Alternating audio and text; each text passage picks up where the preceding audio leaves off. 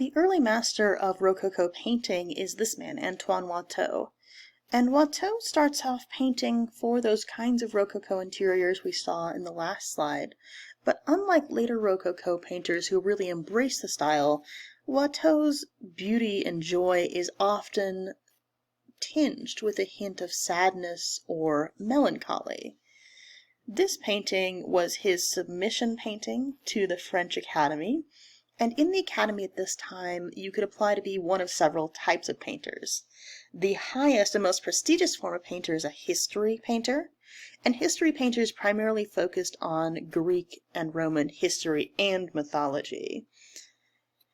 So what we see in this painting is a pilgrimage to Cythera. Cythera is an island sacred to the goddess Aphrodite, who's the goddess of love, and it's a place of eternal youth, love, and beauty.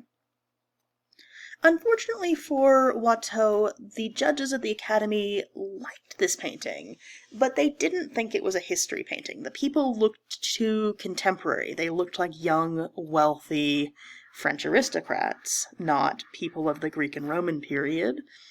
And so instead of accepting him as a history painter, they actually create a whole new category called the Fête Galante. And Fête Galante paintings typically show wealthy, often young, beautiful people having a good time, most often outdoors. If we look closely at this painting, though, we can also see this melancholy that Watteau is famous for.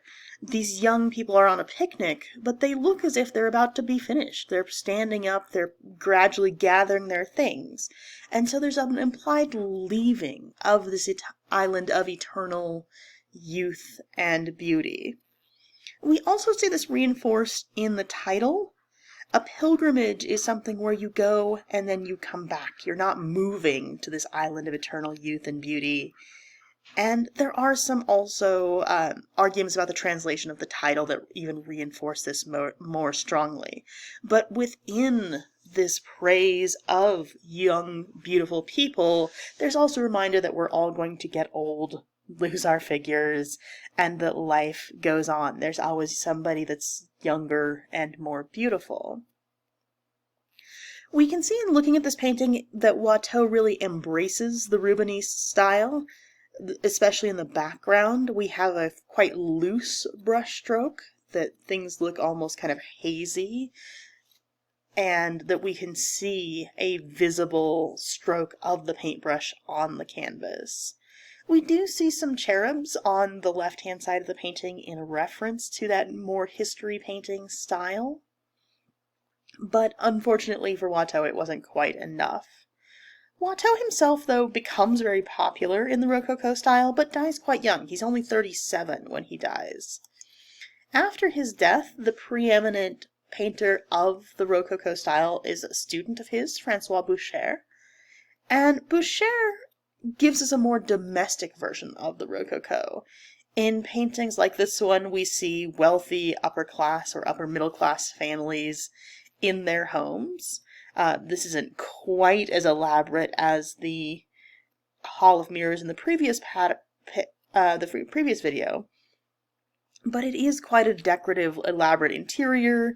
This family is dressed in fine clothing, and we see a moment of both familial closeness and domestic happiness, along with a showing off of the fine material goods that this family has.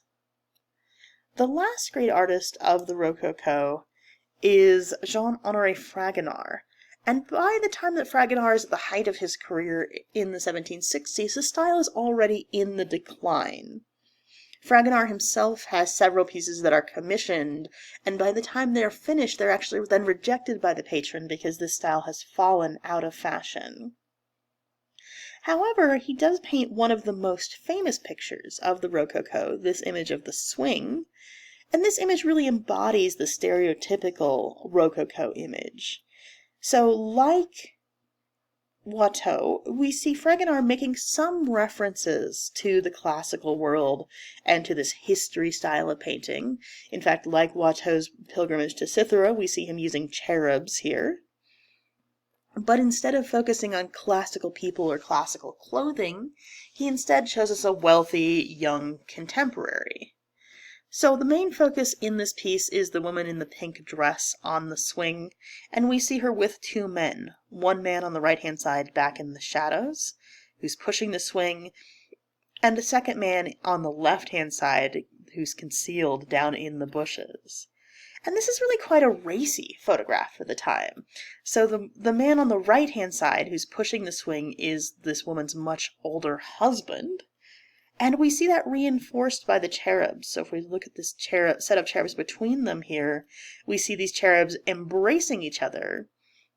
But they're looking in opposite directions. They don't seem to actually demonstrate that much closeness. It's a kind of stereotypical gesture. On the other hand, the man on the left-hand side is her lover.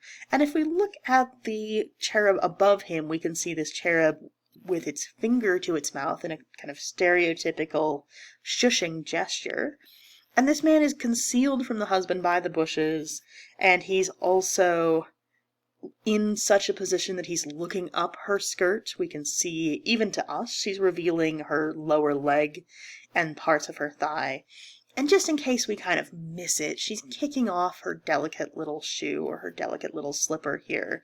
So we might think of removing your shoes as not that sexually charged, but at the time removing any form of your clothing would have had a sexual connotation.